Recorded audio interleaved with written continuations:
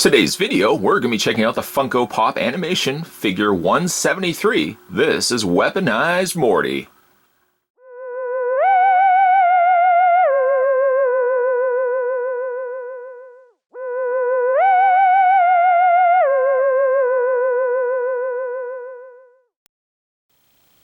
So let's grab the tape measure. Weaponized Morty is about, actually, he's exactly 4 inches tall. Much like Rick, if I can actually grab it. Much like Rick, here we go, here we go. He comes with a clear display stand. Now, unlike Rick, he seems to stand perfectly fine without the stand itself, and it looks like it is the same stand that came included with Rick. But let's go ahead and put it on his feet anyways. There's a large peg and a small peg, so it'll tell you exactly which foot to put it to, and you have to kind of spread the legs a little bit to peg both pegs into the feet. For your size comparison, there's Weaponized Morty, there's Weaponized Rick. Rick, of course, stands a little bit taller than Morty, as he should, and I think the pair complement each other quite well. Whereas Rick's got the larger blaster, Morty's got the little laser gun, the little ray gun there. And I quite like the expression on his face. I'm glad they didn't go with just a very neutral face. Rick's got the very furrowed eyebrow. Morty's got several eyebrows. He's benefited from the fact he doesn't have one unibrow. A very stern look on his face, so much so that they've taken the trademark black eyes and they've almost cut them by 3/4 to make it look like he's got a more serious look to his face. Paint's pretty good on this guy. A little bit of the brown from the hair seems to kind of get a little breaking here. There's not like a real definitive line around the hair, as it does kind of look a little splotchy in some areas, like right here. It doesn't quite look as clean. But from a distance, it's not something that you would really necessarily notice.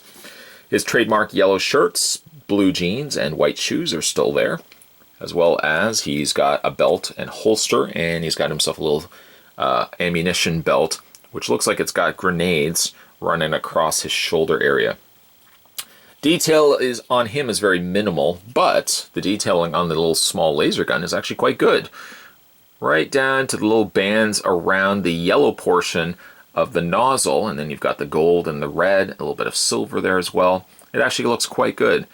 Close inspection, you can see that he's got his finger around the trigger, which is good.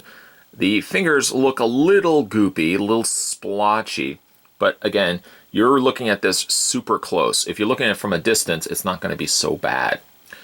Articulation on this guy, much like Rick, his head rotates all the way around.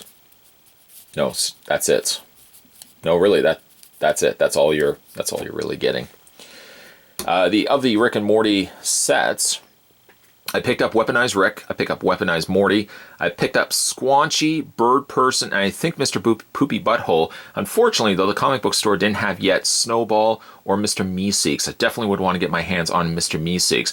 And I think some of those older Rick and Morty pops, I'd actually want to pick up some of those as well. I know, I'm sounding like that guy that's now collecting pops. Again, there are certain characters that I could see value in wanting to pick those up. I may not pick up necessarily a whole ton of vinyl figures, but again, that's how it starts, and before you know it, your entire wall is covered with vinyl figures. To pick up simply Weaponized Rick and not get Weaponized Morty would be an absolute crime, so of course I had to get Morty as well. I think the two go very well hand in hand, displayed on a shelf. Once again, I think the Funko stuff for the Funko Pop animation, or really Pop just overall, is again a market that I feel is really overly saturated. But to the testament, and I'm sure to the argument that many collectors of Pop vinyl figures would say too, it's not a market that you're necessarily going to buy every single figure of. You're probably going to cater your taste towards one line over another. One person that picks up a Mega Man Pop vinyl figure may not be one that picks up a Rick and Morty, Weaponized Morty, for example. But again, the tastes are there. To the testament of Funko, at least they are putting out products from the Pop standpoint that again caters an entire market. Things from the 80s, things from horror films, things from sci-fi films, things from animated shows are all covered and presented in Pop vinyl treatment. Eventually the bubble will, I'm sure burst, but in the meantime, I know I'm casually only going to be collecting these. The Rick and Morty stuff and some of the other specific franchises are things I would pick up vinyl figures for. Other stuff, maybe not so much. Today, nonetheless, though, we were having a look at the Funko Pop animation. This was figure 173, and this was Weaponized Morty. Stay tuned, guys. Certainly more videos are going to be heading your way as well. We're going to look at a couple more Pop vinyl figures, and of course, lots more videos in the queue as well. In the queue, in the queue. The queue, the queue.